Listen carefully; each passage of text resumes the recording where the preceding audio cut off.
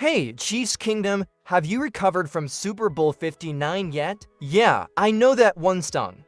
After another incredible season, watching the Chiefs fall to the Eagles in the biggest game of the year was brutal. And let's be honest, that loss left a bad taste in everyone's mouth, including the players. But beyond just the disappointment, one of the biggest questions after that game had nothing to do with the score. It was all about Travis Kelce. Was this the last time we'd see him in a Chiefs uniform? Kelce had been hinting at retirement for a while. We've seen him take some brutal hits over the years, and at 35 years old, the conversation about when he might hang up the cleats was getting louder. Even before the Super Bowl, he was asked about his future, and his answers were, let's say, not the most reassuring. After the loss, those rumors only got stronger. Some insiders speculated that if the Chiefs had won, Kelce might have ridden off into the sunset with his third ring. But since the game ended in disappointment, would he really walk away like that? Fans and analysts were divided. Some thought he might want one more shot at glory, especially with Mams still in his prime. Others believed he'd accomplish enough 3 rings, countless records, a Hall of Fame career already set in stone. So what was left for him to prove? What did you think? Be honest, did you believe Kelce was going to retire after the Super Bowl? Drop a comment and let's see where Chiefs Kingdom stands on this. For weeks, the speculation continued. And then out of nowhere, Kelce broke his silence, and what he said changed everything. Alright, here we go. Chiefs Kingdom, the moment we've all been waiting for. After all the rumors, the questions, and the endless speculation, Travis Kelce made it official. He's coming back for his 13th NFL season. How did we get here? It all went down on the Pat McAfee Show, one of the most entertaining platforms in sports.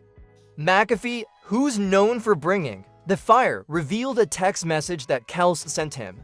And when I tell you this message put all doubts to rest, I mean it. Here's what it said: I'm coming back for sure. Gonna try and get into the best shape I've been in this offseason. Got a real bad taste in my mouth with how I played in that last game and how I got the guys ready for battle. I can't go out like that. Boom, there it is. Kelce isn't just returning, he's coming back with a vengeance. He's got a chip on his shoulder and he's determined to prove that he's still one of the most dominant players in the game. And the best part, Kelce's message wasn't just about playing another season, he's talking about getting into the best shape of his life. That's the kind of commitment that makes you believe he's got more than a few good years left.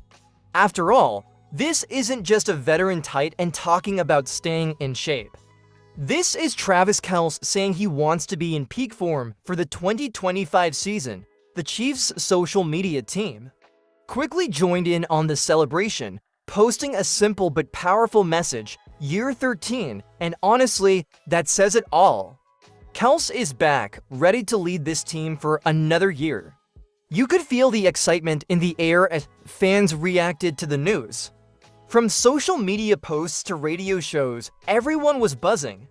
The Chiefs are keeping their Super Bowl window wide open, and Kelce is a massive part of that. Are you hyped for Kelce's return? I know I am. Let's see if the energy matches the excitement. Drop a comment below and let us know if you're as ready as I am for year 13. Type "let's go" in the comments. And hey, don't go anywhere because we're about to dive into what this means for Kelce's performance next season. Alright, now that we know Kelce is coming back for year 13, let's take a closer look at what that means for the team and for him personally. Let's be real, last season wasn't exactly Kelce's best statistical year. He finished with 97 receptions, 823 yards, and just 3 touchdowns. Not terrible numbers by any means, but definitely below the level we've seen from him in past years. You could tell that maybe, just maybe, age was starting to catch up with him, or was it? Now, before we get carried away, let's put that into perspective. Even though his numbers weren't up to the usual Kelce standard, he was still an incredibly important piece of the Chiefs' offense. Despite the dip in stats, he still helped lead the team to an impressive 15-2 record during the regular season and another trip to the Super Bowl. But if we're being honest, that Super Bowl performance where he couldn't quite make the impact we're used to seeing left a bitter taste in his mouth. That's why he's come out swinging, making it clear that he's going to work harder than ever this offseason to get in the best shape of his career. What does that mean for the Chiefs moving forward? It means we could see a version of Kelce that's faster, stronger, and more focused than ever before. And with the way Kelce thinks, you can bet that the added motivation is going to push him to new heights. We might see a more explosive Kelce, one who's even more dangerous in the red zone and who can contribute more yards after the catch. The real question is, can Kelce still maintain his elite level of play, especially as he gets older? Is this just a one-season bounce back, or is Kelce really going to make a push for his best year yet? What do you think, Chiefs Kingdom? Do you believe Kelce still has the fuel in the tank to be a top-tier tight end in 2025?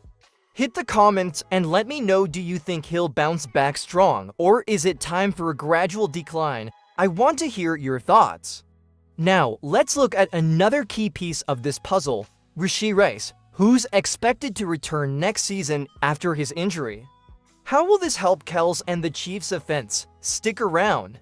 Now, Chiefs Kingdom, as much as we're all fired up about Kelce's return, there's another major factor too. Consider heading into 2025, Rashee Rice. If you remember, Rice was starting to show some real promise last season before a season-ending injury cut his year short.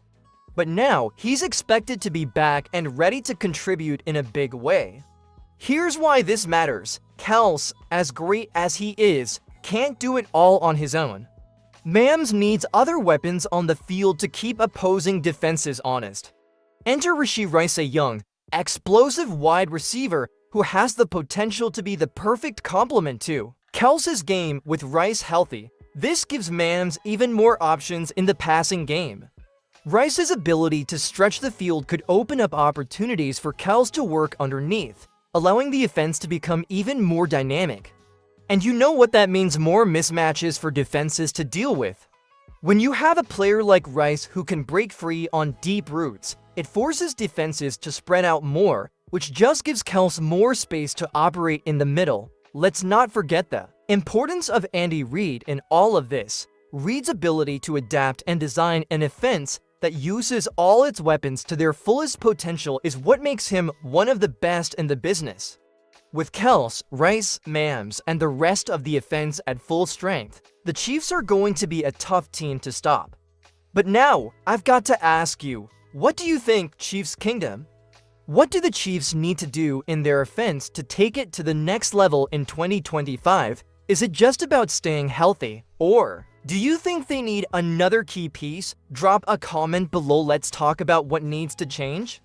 Alright, we're almost there. Kelce is back. Rice is healthy. But can the Chiefs make another Super Bowl run in 2025? Let's talk about that next. Okay, Chiefs Kingdom, we've talked about Kelce's return and Rashee Rice's comeback. But now, let's talk about the big picture. Can the Chiefs make another Super Bowl run in 2025? With Kelce back at the helm and a healthy Rice adding another dimension to the offense, the Chiefs are certainly in the mix for another championship run.